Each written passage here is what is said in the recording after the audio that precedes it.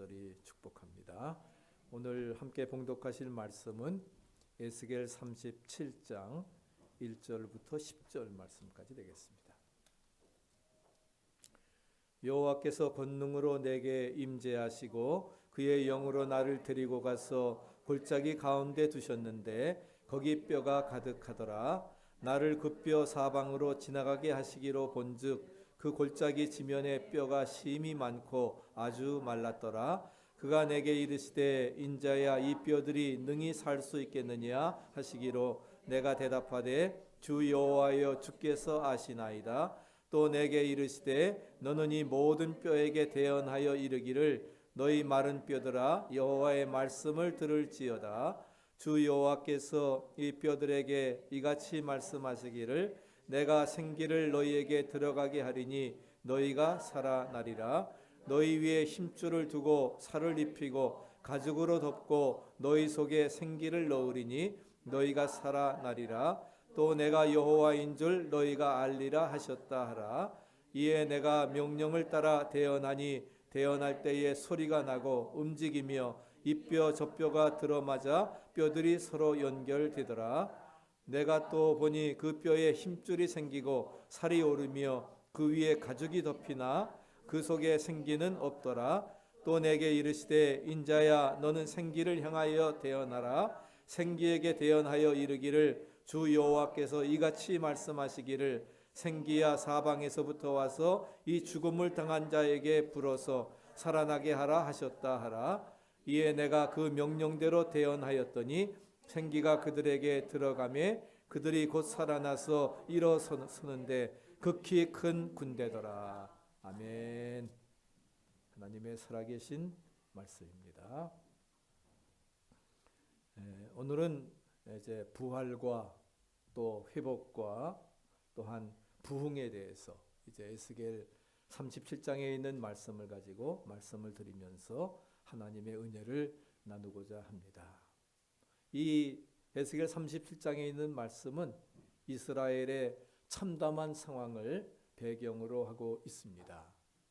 기원전 586년에 바벨론 느부갓네살 왕이 이스라엘을 침공해서 성전을 다 초토화시킵니다.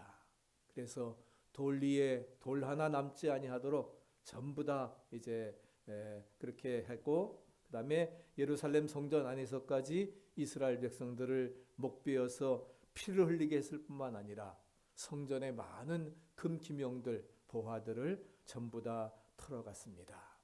마지막에 여호야긴 왕은 두 눈이 뽑힌 채로 쇠사슬에 묶여서 바벨론으로 질질 끌려가는 이제 포로 생활이 이루어지게 되는 것으로 예루살렘이 유다가 멸망을 하게 되는 것입니다. 바벨론 침공에서 살아남은 자들은 애굽 둥지에서 피난살이를 떠났지만 이역말리 절망과 고통 가운데서 비참하게 살다가 죽음을 당했습니다. 이 같은 이스라엘의 모습을 에스겔이 본 환상은 한마디로 말한다고 하면은 골짜기의 마른 뼈들과 같은 그러한 것이었습니다. 이 뼈들이 very dry, 아주 말랐다라고 하는 것은 전혀 회생의 가능성이 없다 하는 것을 말씀해주고 있는 것입니다. 완전한 절망, 회복에 불가능의 죽음 상태를 가리키고 있는 것입니다. 거기에 주님께서 오늘 우리에게 말씀하십니다. 에스겔아, 이 뼈들이 능히 살겠느냐? 그때 주께서 아시나이다. 에스겔은 대답을 합니다. 사실 절망적인 그 마른 뼈가 다시 살 수 있느냐? 불가능합니다. 오직 뭐예요? 하나님만이 아시는 거지요. 하나님의 능력만이 하실 수 있다는 겁니다. 그렇기 때문에 저는 언뜻 대답을 하지 못합니다. 그리고 뭐라고 하는 거예요? 주께서 아시나이다. 마른 뼈들이 살아난다고 하는 것은 불가능하지만 하나님께서 원하신다고 하면은 말씀으로 천지를 창조하신 하나님께서 얼마든지 가능한 일이며 오직 하나님만이 하실 수 있는 일이라고 하는 그러한 뜻을 여기에서 내포해주고 있습니다. 하나님께서 에스겔에게 이렇게 선포하라 말씀하십니다.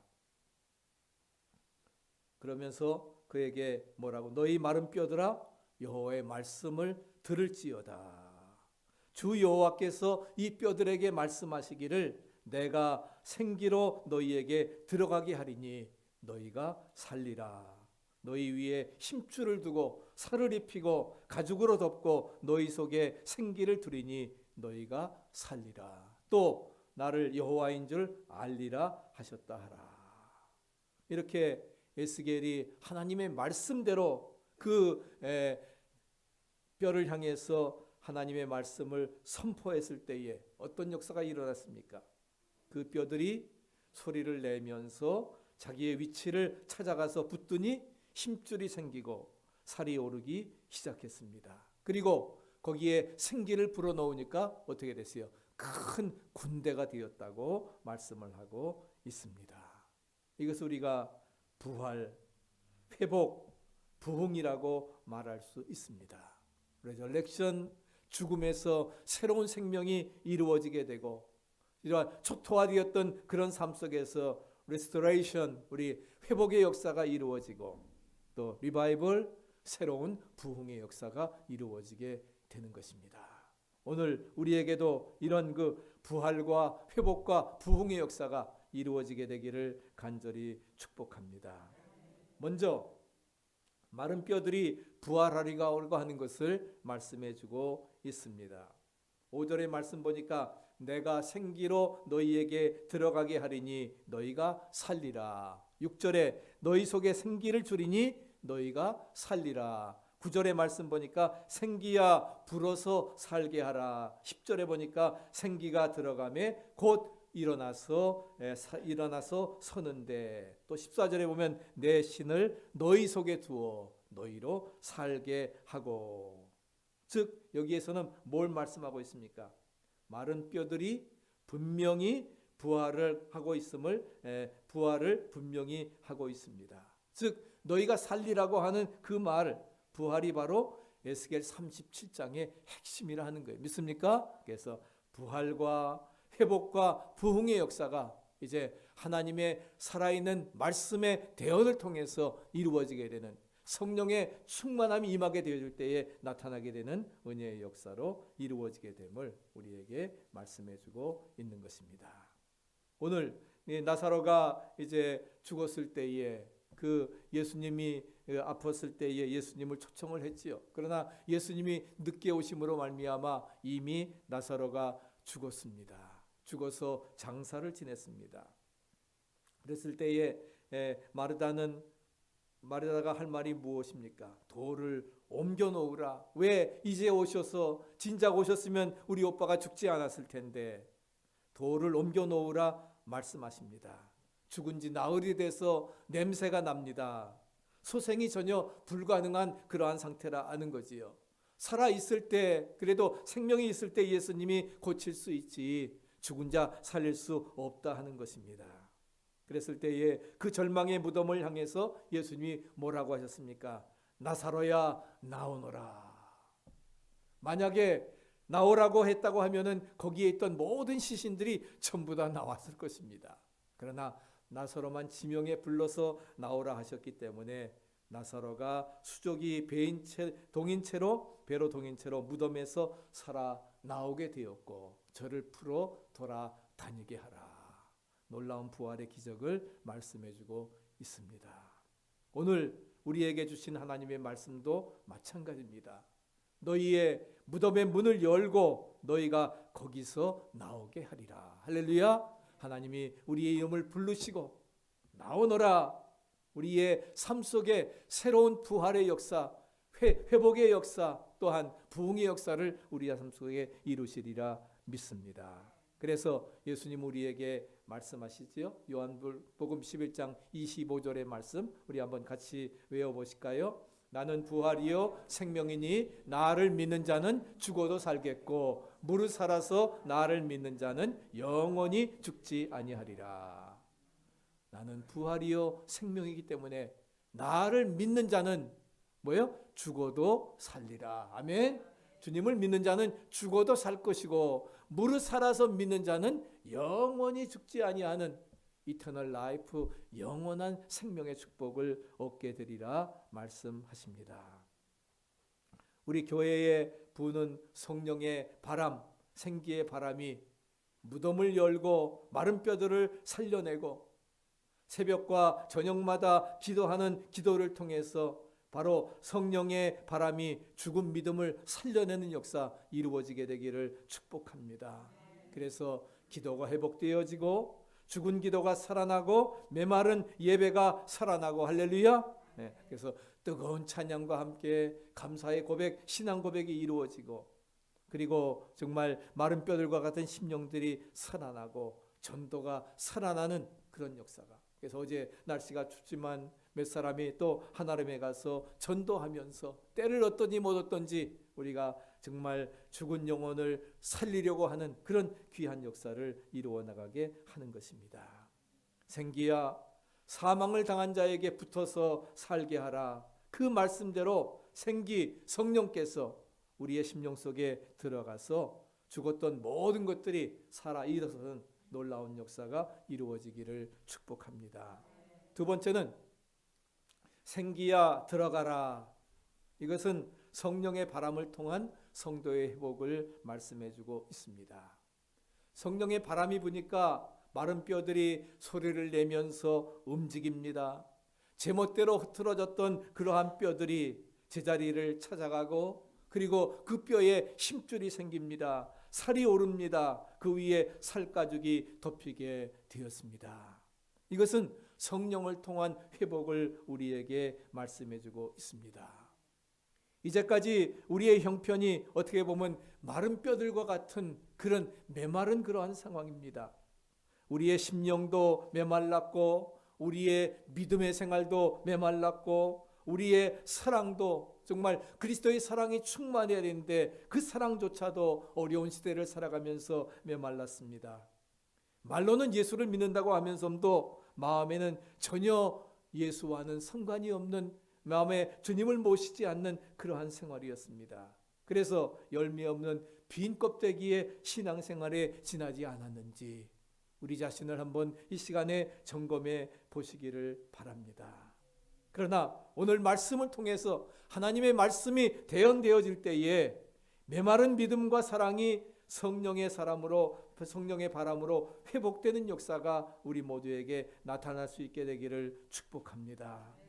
그래서 마른 뼈들과 같이 이제 남편과 아내, 부모와 자녀의 관계가 성령의 말씀으로 회복되어져서 이제 생기가 넘치는 살아있는 관계로 우리 교회와 가정 또 인간관계가 회복되어지고 또 우리 권사님 기도하셨지만 장례 10주년을 맞이하면서 우리 교회에 부는 성령의 바람이 여러분의 모든 관계를 회복시키는 역사로 이제 이루어지게 되기를 간절히 축복합니다. 하나님의 말씀이 있는 곳, 하나님이 함께 하시는 곳에는 마른 뼈들이 소리를 내면서 정말 절망적인 그런 상황 속에서 서로 연락하며 힘줄이 붙고 살이 붙고 기적이 나서 큰 군대가 되어짐을 믿으시기 바랍니다. 말씀이 있는 곳에는 하나님의 은혜와 능력이 나타납니다. 믿습니까? 생명이 역사하는 것입니다. 그래서 인간의 영혼은 말씀을 통해서 소생합니다. 시편 19편 7절에도 여호와의 율법이 영혼을 소생케 한다. 그래서 복음을 생명의 말씀이라고 말하는 것입니다. 하나님의 말씀을 통한 그런 회복, 소송의 역사가 오늘 우리 모두에게 이루어지게 되기를 축복합니다. 20세기의 그 작가로서 소련 공산주의를 반대하는 반체제 운동가였던 솔제니친, 그가 이제 그 노벨 문학상을 받고 74년도에 추방을 당했지만 이제 와서 서독에 살다가 미국에 와서 살다가 94년에 다시금 돌아가서 지난 2008년에 90세를 일기로 이제 죽었습니다. 그가 많은 그러한 것을 쓰면서 그는 정교한 러시아 정교회의 경건한 그리스도인이었기 때문에 스탈린에 대한 그 비방의 발언을 함으로 말미암아 1945년에 투옥을 해서 10년 동안 수용소 생활을 하다가 이제 다시금 나오게 되었습니다. 그가 쓴 작품들이 많이 있지요. 62년에 이반 데니소비치의 하루, 그 다음에 안병동, 그 다음에 수용소 군도를 1973년에 쓰고 74년에 추방을 당하게 되었습니다. 제1원 또 1968년에 쓰고 많은 작품들을 통해서 정말 그 러시아의 그러한 구소련의 그런 공산체제의 학정들을 이제 세계에 알리면서 그러면서 제가 정말 그 귀한 사역들을 이루어 나갔던 것을 찾아볼 수가 있습니다. 그가 이제 그 원래는 포병 장교로 있었는데 그렇게 그 발언을 잘못함으로 말미암아 1945년에 투옥이 됩니다. 그래서 강제 수용소에 끌려가서 모진 고문과 온갖 고난을 당하면서 추운 곳, 먹을 것도 입을 것도 없는 곳에서 죽어가게 됩니다. 12시간 이상 중노동에 시달리면서 소망이 없고 강한 정신력으로 버티어 보았지만 마지막에는 암에 걸리고 맙니다. 온몸이 암에 퍼져가면서 그 일어설 수 있는 힘조차 없어서 쓰러졌을 때에 그가 그 옆에 누군가 스치는 것을 느끼게 됩니다. 이제 모든 것이 끝났다. 나는 아무것도 할 수 없다. 절망적인 상황에 있었을 때에 그는 신비로운 은혜의 체험을 하게 됩니다. 눈을 떠보니 흰옷을 입은 분이 바로 그 옆에 서 계셨습니다. 그 예수님의 십자가, 그분의 십자가가 스치게 될 때에 신비로운 힘이 솟구치게 되고 마음의 어두움과 근심이 다 떠나게 되고 평안함이 생기게 되고 그래서 그의 마음속에 힘과 용기와 자유를 갖게 되었고 고통스러운 아픔도 깨끗이 다 치유를 받게 되었습니다.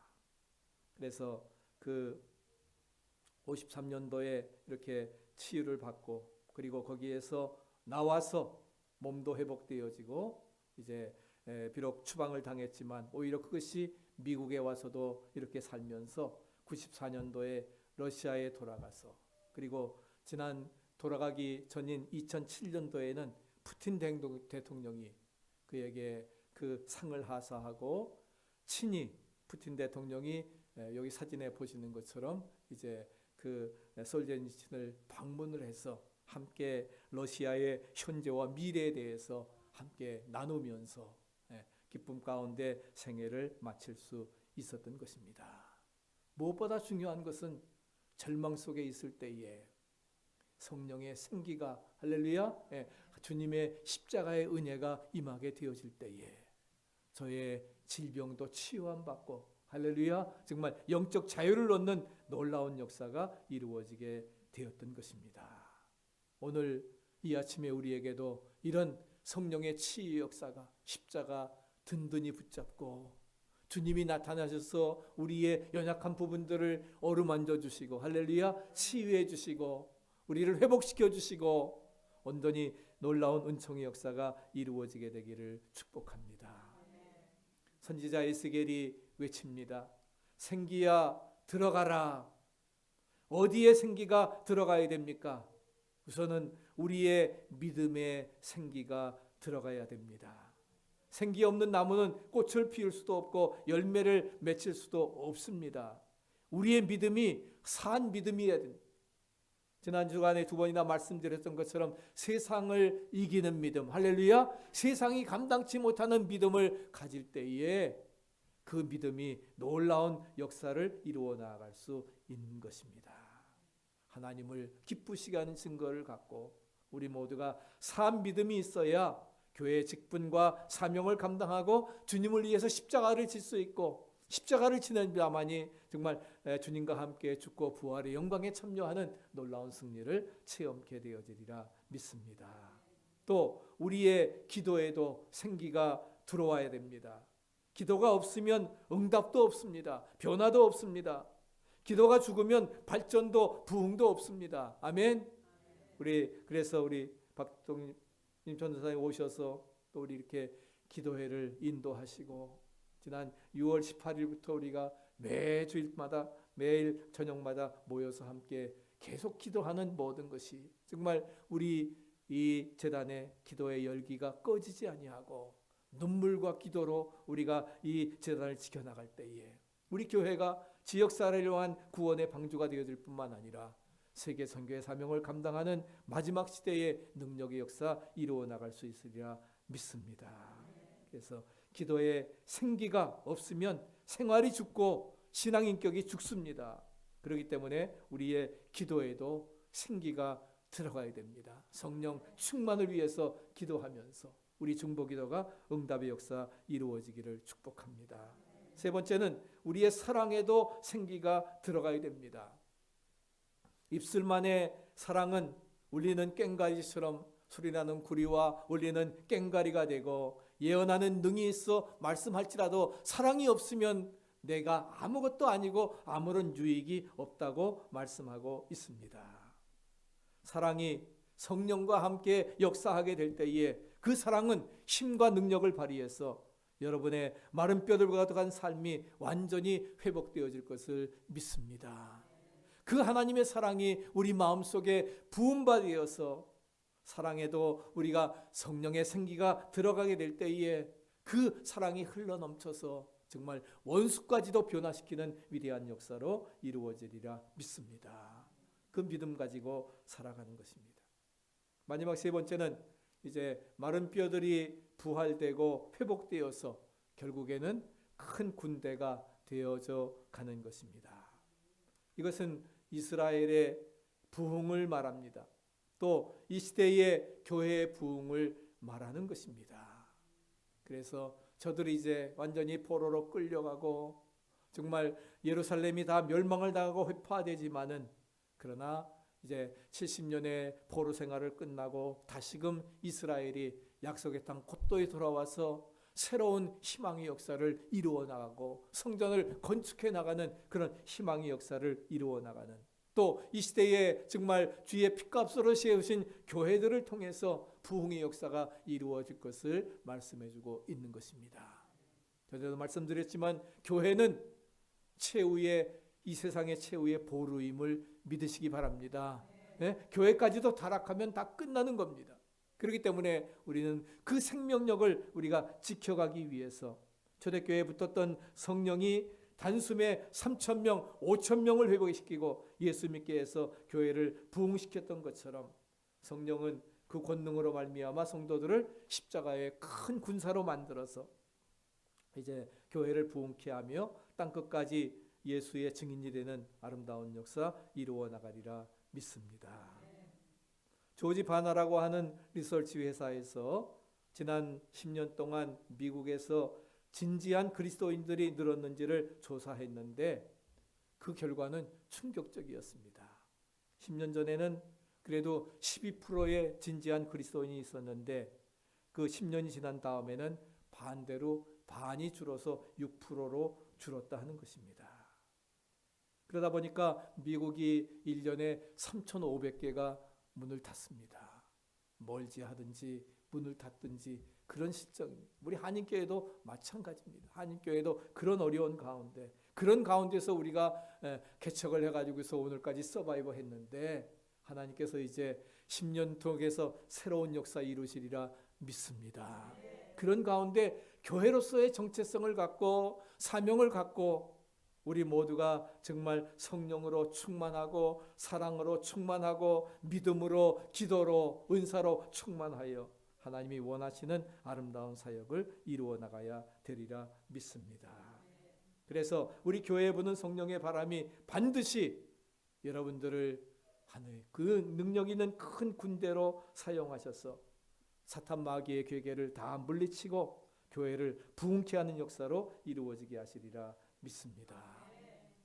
하나님께서 미디안 광야에서 떨기나무 불꽃 가운데 모세를 부르십니다.